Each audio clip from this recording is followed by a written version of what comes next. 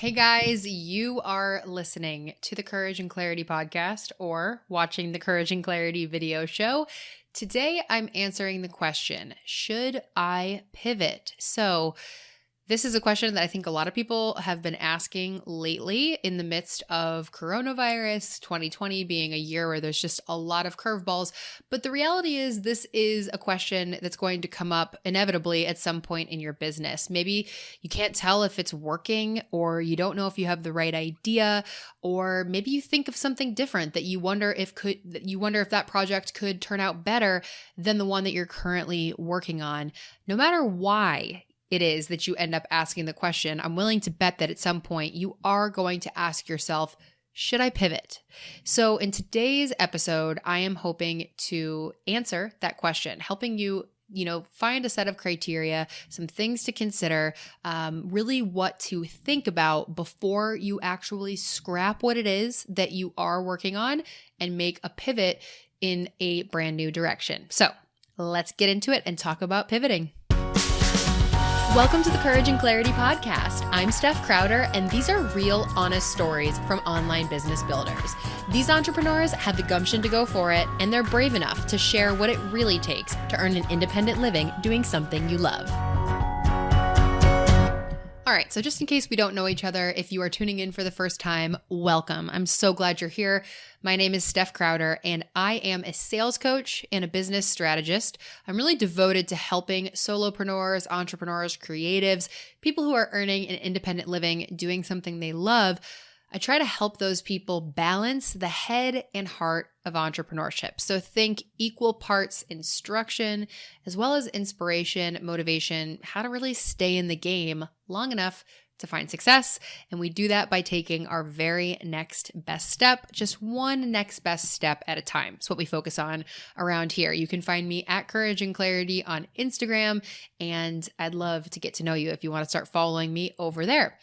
So we're talking about pivoting today. We're talking about doing a pivot in your business, what to consider when you're thinking about pivoting. So let's start with what the heck I even mean. Let's get on the same page about what a pivot is in your business. So here's a definition that I pulled from the dictionary. A pivot is usually intended to help a business recover from a tough period or survive after experiencing new competition or other factors that make the original business model unsustainable. All right, so let's unpack that a little bit. First part, a pivot is usually intended to help a business recover from a tough period. So you might think about pivoting when something that was working stops working, or maybe it's just been tough since you started. No matter what the situation is, you're thinking about pivoting because it's just not working, okay? Surviving after experiencing new competition or other factors that make the original business unsustainable. So we are going to touch today on that end of things, just because it is very relevant at the time of this recording, being in the middle of a global pandemic. Some of you out there might be experiencing a specific kind of hardship that's related to other factors, quote unquote, and those other factors that are making business unsustainable is a global pandemic. So we're going to address that as well. So here's where I want to cut into the conversation. First of all, this is the most important part, I think, of this definition is people think about pivoting when it gets tough. So maybe it's tough. It's been tough from the beginning. Maybe you have an idea and you started and you just have had nothing but crickets. You've had no traction to speak of. You just don't really feel like it's just this overwhelming feeling, overarching feeling of it just is not working. That would be a potential reason why you're thinking about pivoting. And so we're going to, talk about that end of things, as well as it was working and now it's not. So all of those types of concerns are relevant for this pivoting conversation. So here's the problem that I have with pivoting and why I always approach a pivot conversation with a healthy dose of skepticism when I'm having that conversation with my students and my clients over inside of Crickets to Customers, which is my signature training program. Here's what I find about pivoting. You are going to want to change course far sooner than you should. And what I mean by that is it's going to be difficult to stay in the game sometimes. It's not always going to be working. I know you already know that. Maybe you're thinking, yes, Steph, I'm well familiar with that. It feels like it's never working, or it feels like it's always difficult.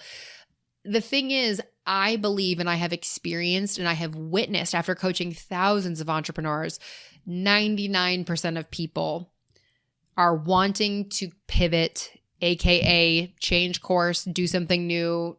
I don't want to lump that in with quitting, although sometimes it does look like quitting. Sometimes a pivot is quitting. Start a new business, start from scratch, scrap it and try again. All of this to me is falling under this bucket of what a pivot could look like.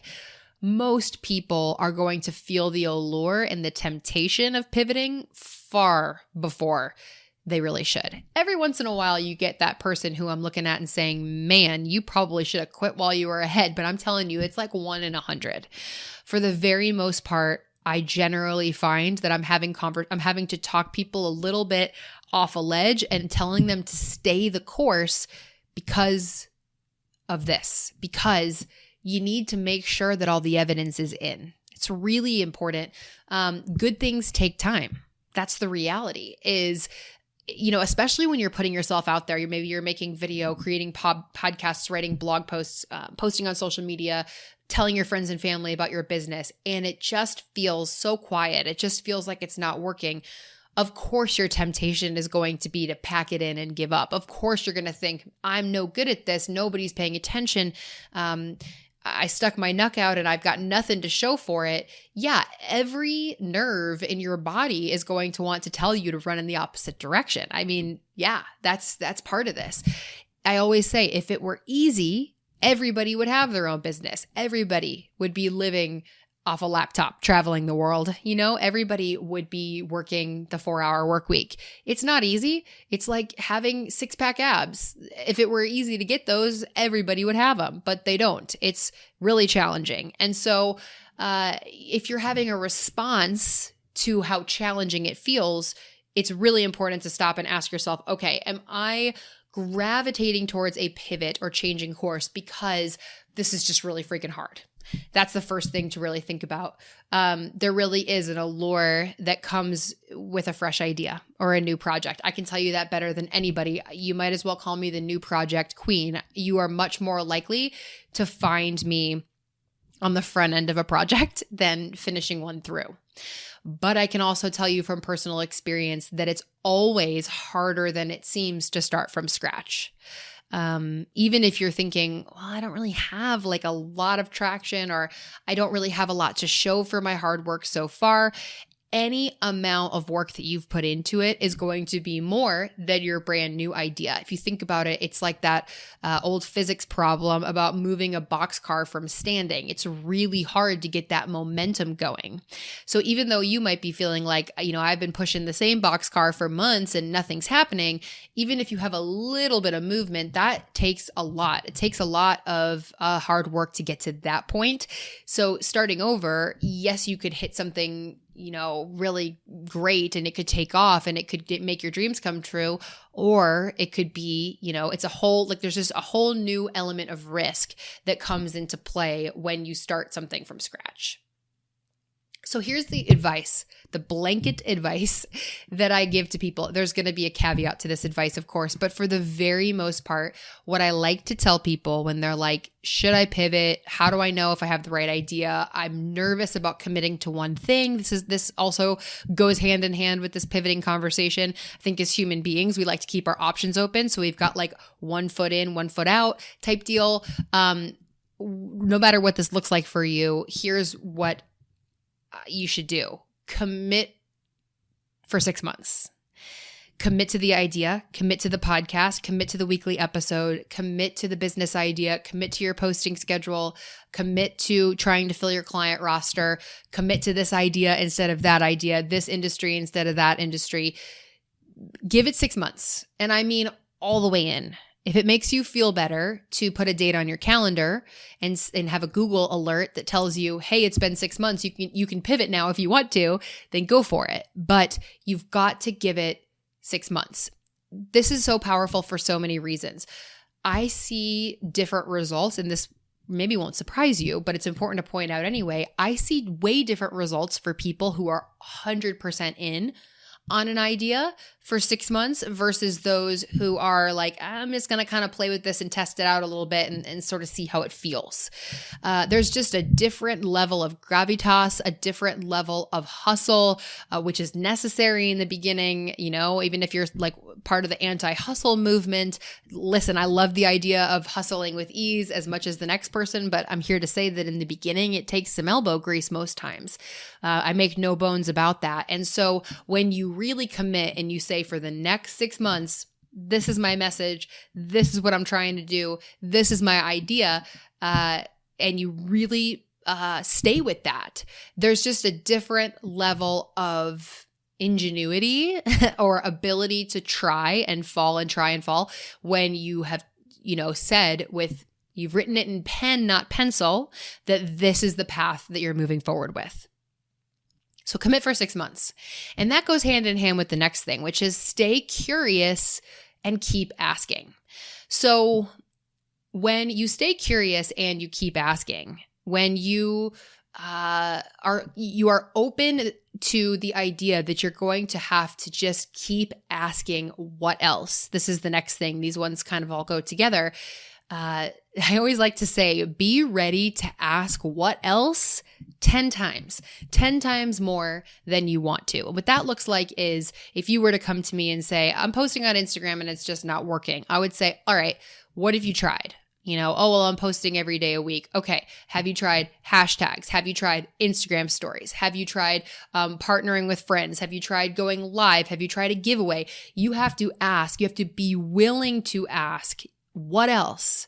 Like 10 times more than comes naturally to you, which is the most counterintuitive thing ever when something's not working. When something's not working, Instagram's not working, you post and you get 2 likes, for 30 days in a row. Of course, you're going to say, well, this sucks. I don't want to be on here anymore. I'm going to go over to Facebook now.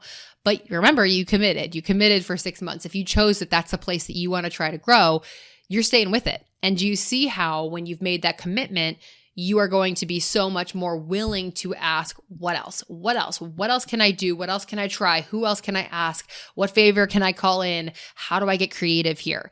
Creativity is tied to commitment, I think. I think you are so much more willing to try creative solutions, think out of the box, and get up and try again when that commitment is rock solid. So being ready to ask what else 10 times. I just gave you like 10 examples of what else for one example. I'm kind of the queen of doing this. If you are one of my students, you know that if you come to me and you say, I launched and it didn't work, I'm always going to say, have you tried this, and this? And you really need to get good at doing that too. As your own, CEO, as an entrepreneur, as a business owner of your own, in your own business, you've got to get really good at asking what else? What else all the time. And that does require staying curious and continuing to ask. Curious about what else might work, curious about what you've missed, curious about what other people have tried, curious about what your audience is thinking. Curiosity, right? Instead of giving in to that tempting negative feeling of like, well, this just doesn't work, or my idea is no good. Having that playfulness, having that curiosity. So here's an example of where curiosity can really get you. Being vulnerable with your audience while standing in your expertise is a great way to stay curious and keep asking. So here's what I mean by that. It's really great. It's so eye-opening and so enlightening and illuminating to go to individuals directly, people who fall into your audience. Maybe it's folks who follow you or people who you just would love to work with as customers, and ask them. I mean, this sounds so basic, but you wouldn't believe how often people don't do it. And maybe you're sitting there right now thinking, yeah, I haven't done that lately. But going to people and asking them what they want more of, or what's really going on with them. So not the superficial, let me send you a survey and you tell me if you want this kind of post or that kind of post. I'm talking about real, genuine dialogue. I'm talking about deep conversation. It could even just be Instagram DMs, but truly trying to connect with people and get in their heads and understand, what is it like to walk a mile in their shoes? What does it feel like to be a brand new business owner who doesn't know how they're going to sell their first service? That's a conversation I love having, and really getting a sense of what people are struggling with as it relates to selling, what people are struggling with as it relates to getting customers. I have that conversation all day long, and I will never stop being curious about it, no matter how many people I help, no matter how successful my business is. Maybe for you, it's, what's really challenging for people about feeding their families healthy meals, cooking Whole30, learning English, getting their kids to not throw tantrums, picky eaters. Like, you get the point, right? How do you stay curious? How do you have those conversations? And I mentioned vulnerability for a very important reason. I think we sometimes make a very critical error of believing that if we are to be vulnerable with our audience and to admit that we don't know everything about what they need, because we don't know everything about what our audience needs. But sometimes it feels like if we admit that we don't know everything, it's going to chip away at our expertise. It's going to make us look like we don't know what we're doing. Because if you were an expert, wouldn't you know what to talk about? If you were an expert, wouldn't you know what you should be posting on Instagram? My answer to that is absolutely not. People want a relatable leader. People want someone who knows what they're talking about, but not somebody who claims to have all the answers, not a bulletproof monk, not someone who's perfect. Perfection doesn't resonate. Someone who's, 10 steps, 5 steps ahead of you in their journey, that resonates. Someone who shows up and is honest enough to say, hey, I know a lot about some stuff. I know a lot about English. I know a lot about business. I know a lot about weight loss, but I don't know everything, and I don't know what it's like to be you. So tell me. So let's start that conversation. That vulnerability, that ability to ask, what is it that you want? What has helped you lately? What are you struggling with? People who are successful and people who grow are willing to ask that question, and they ditch the egoic fear that they have of looking like they are not enough of an expert. This is a really important fallacy, I think, that experts have it all figured out. Experts don't have it all figured out. Experts have a few steps figured out. Experts know enough to be dangerous. I had a mentor who always said that. He said, you just need to know enough to be dangerous. You just need to know enough to be able to help somebody up, to help somebody take a few steps themselves. And so if you are standing in that, you're owning that reality about yourself. You're owning the fact that you don't know everything.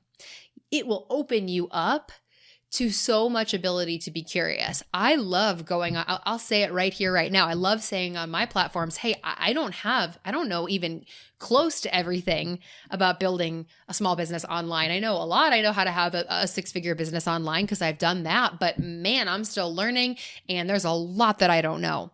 And when I own that, I feel myself relax. I feel the pressure come off of me to know everything all the time, to, trying to be one step ahead of my people, trying to anticipate their needs is exhausting. And so I don't try to anticipate their needs. I try to have honest conversations about where they're really at and allow those conversations to drive what I do next. So take the mystery out of it and have those conversations. Have them in whatever way feels natural to you, but definitely have them. Definitely make those connections, and take the time to stay curious. It's so important. And I also want to say on this whole, before, you're probably pivoting too early thing, is look for the traction. Really look for signs of progress, signs of life in your business or in your current project. Study that traction with curiosity and with playfulness, like we've been talking about. And when something works, I want you to imagine picking that up in your hands, holding it loosely, and asking, I wonder what made this work? What makes this thing tick? If I were to dismantle this, I put this, podcast episode out there and people are reposting it, or I'm getting comments.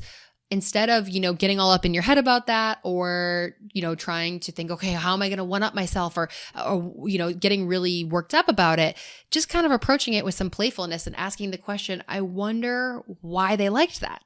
You could even ask them directly, again, going back to that conversation, but really allowing yourself to have some fun with it and say, this is like, when we were kids and you learned about experiments in science class. And you watched the baking soda volcano bubble up and you thought, gosh, I wonder what makes that work? Like, how does that happen? What if you were to approach all of the experiments in your own business with that level of curiosity? Have some fun with it. And when you do see look for the little signs of life, look for the little signs that say, hey, you did something that landed. That's traction. And I don't want to see you pivot away from traction, no matter how small it is. Traction is traction. I don't want to see you pivot away from that too early. And so look for those signs of life, signs of progress, and ask, I wonder what makes this work? What makes this tick? And allow yourself to have some fun getting into your customer's head. And that's really important. That's going to change the game in terms of your ability to stay with your projects. Now, here's the part of the conversation where I acknowledge a reality that is always there, but is very relevant to May of 2020. Probably anytime in 2020 with COVID-19 and coronavirus. Of course, this applies all the time, but right now we just have a really good example at our fingertips. The landscape could drastically change overnight sometimes. Something happens. In our case, I just mentioned it's the pandemic, but someone new could come to market and blow up, what was working for you. Here's another great example. I've had friends where they were huge on social media and overnight, Instagram, Facebook, Google, whatever it is, changes the algorithm and suddenly you're not reaching half as many people as you used to. That is called the landscape drastically changing. And if the landscape drastically changes, you may need to pivot. So if you're asking the question, should I pivot? And your landscape has drastically changed, you might need to think about pivoting. But if you need to pivot, I want you to focus on doing it quickly. I want you to make an informed decision, not spend too much time agonizing over it, and act swiftly, because sometimes time is just going to cause you to lose more traction. It's going to, make it more difficult to recover. So I have an example that I want to share about this, because this whole episode is coming from a discussion, a question that I received over in my signature program, Crickets to Customers. We have a community over there. I host office hours every single month, sometimes weekly if we're doing a boot camp. And if you want to learn more, actually, you can go to courageandclarity.com/workshop. You can watch my free 6 steps to go from Crickets to Customers workshop and learn a whole lot over there. But we were having a monthly office hours recently, and someone asked this question, should I pivot? One of my students has a whole business that's dedicated to creating swag for live events. So she kind of chimed in and was like, hey, coronavirus, COVID-19, suddenly there are no live events. Holy cow, my whole business was based on creating swag and selling that swag to leaders and creators of live events so that their attendees have cool swag and all that good stuff. Companies who are going to events may want to hand out their swag, etc. Well, all of a sudden, there's no live event to be found on the face of the planet. That is definitely an example of the landscape drastically changing. So, you want to ask yourself, am I considering pivoting because things are hard, because shiny object syndrome, because I have a new idea, because I didn't commit all the way, or am I considering pivoting because I have evidence that a pivot is necessary? So in the case of my student who with the creating swag for live events, we did talk about how she could pivot. We talked about other skills she has. She's a designer, and she could definitely consider, she threw out a whole bunch of ideas about how, maybe she could spin up a course for brands who need to DIY their own design. She needs to get nimble and figure out where her income is going to come from, that she was relying on swag for live events. So in the case of, yes, I need to pivot. Yes, there's been a drastic change. I think it's really useful to ask yourself, what else could I do? Where am I going to pivot to? What's going to bring in cash the fastest? What's that low-hanging fruit? So I don't spend a whole bunch of time chasing my tail and not having any revenue to show for it while I'm stuck not knowing what I'm going to do next. So I say, if you are going to pivot, do it quickly and go in the direction that's going to get you the biggest result the quickest. So another example of a time when you may need to pivot, we talked about the landscape drastically changing. Another example is you do give it your all for 6 months, like I suggested. Let's say you commit all the way and you are all in and you do it, to the best of your ability, and you're asking what else, and you're talking to customers and you're staying curious, and you still have no traction to show for it. There is a small chance that you may need to pivot. Again, I think this is pretty rare. Typically, I find, here's what's interesting. If you were to commit to your project for 6 months, even if you're starting from scratch, what you're probably going to do, what's more likely than making a big, scrap it all and start over kind of pivot, is you're likely going to do micro pivots along the way. So what I mean by that is you might start thinking that you're going to help people in this very specific way with a very specific offering, and it's not quite on the mark. So you stay curious, you have conversations, you try other things, and you say, oh, actually, looks like maybe I was just like a little bit like 10 degrees to the left. I'm going to go over here. Oh, this is interesting. I have some traction here. And it's like 1 degree at a time, you find that you've shifted. Does that make sense? Over the course of those 6 months, you're doing micro pivots that are responses to the evidence. They're responses to what customers are interested in, where the traction is, what people are downloading, where people are putting their dollars. These are all critical pieces of evidence that inform your decisions. So think micro pivots, think shifts, little shifts over those 6 months. You may very well, actually, I would almost say with almost 100% certainty that if you were to commit to a brand new project, at the end of 6 months, it's going to look totally different than you thought it was, most likely. But that's not going to be because you blew it up and started over. In most cases, it's going to be because you just shifted little bits at a time, and that brought you to where you are. So focus on following the breadcrumbs instead of a ginormous pivot. With the caveat being, if you give it your all for 6 months and you have got nothing to show for it, nobody's paying attention, $0 spent, no conversations, it is just more crickety than crickets could possibly be, yes, then you are going to start to talk about where could we pivot to. There's, no evidence that this is an idea that's worth pursuing. Also, last little caveat, I think the category I'm sort of talking in now is when you should pivot. We've sort of talked about why I think people pivot too soon in general. Now I'm sort of making the cases for some outliers of why you may need to pivot. One of those is if you have significant evidence that another of your ideas has accidentally gotten more traction, then you need to pivot.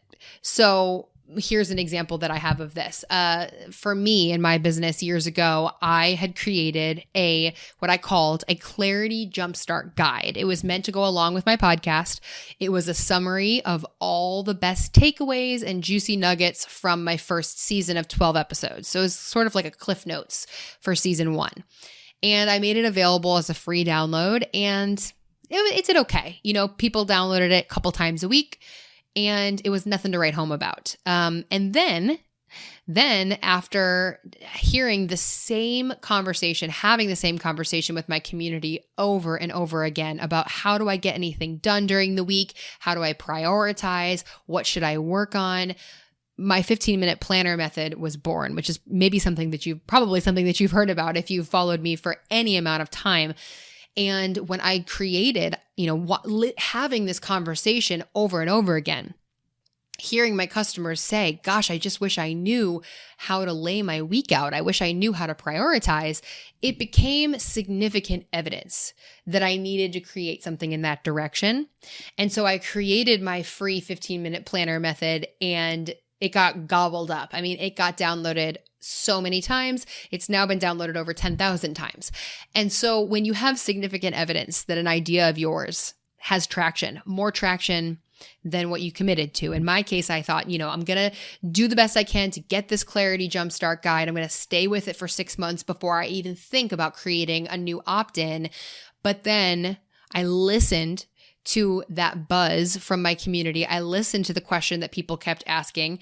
I tested the waters and it took off like wildfire. Yeah, that's significant evidence that a pivot is needed. So I'm not going to tell you to ignore that evidence. Certainly if that happens, and it's happened for a number of my students where they're kind of just going about their business and then they post one thing or they do one episode or they try one email and suddenly they see undeniable evidence that there's a demand, there's an appetite. Yeah, go with that. Sure. Then you have full permission to jump ship. If the evidence is that much stronger. I'm not talking about little evidence. I'm really talking about a gut feeling and significant data that shows you, wow, yeah, people are really, really picking up what I'm putting down and it's different than what I thought it was going to be. Then of course, that is another example of a breadcrumb along that trail that of course you should go ahead and pick up and pursue. So in summary, as we kind of start to wind down this conversation, traction should always lead the way when you pivot. So what I mean by that is look for the evidence. No guessing. No, I'm getting tired of this and I think maybe I should scrap it and start over. That's really not allowing traction and evidence to lead the way. If you are pivoting, know why you're pivoting, what you are pivoting to, and why you are going to that new thing. So what's the evidence? Okay. So not just why am I leaving something behind, but why is the next idea, the next project, why is that the thing that I'm going to next? What hard evidence do I have? What traction is there to show me that this is indeed the next right step? So I hope this has been helpful. If you're thinking about pivoting, if you've been wondering if a pivot is necessary for you, I would love to hear, have you thought about pivoting in your business? Is there a moment where have you done a significant pivot in your business? Or do you think I'm onto something with this idea that many of us want to scrap it and burn it all down and start over again long before that 6-month mark? If you're watching on YouTube or you're watching this video on social media, please tell me in the comments. I'd love to hear. If you're listening in the podcast, then come find me on Instagram, Facebook, reply to any of my emails. I would absolutely love to talk with you and continue the conversation. That is all for this video. I can't wait to see you next time. And until then, I'm wishing you the courage and the clarity to go after what you love.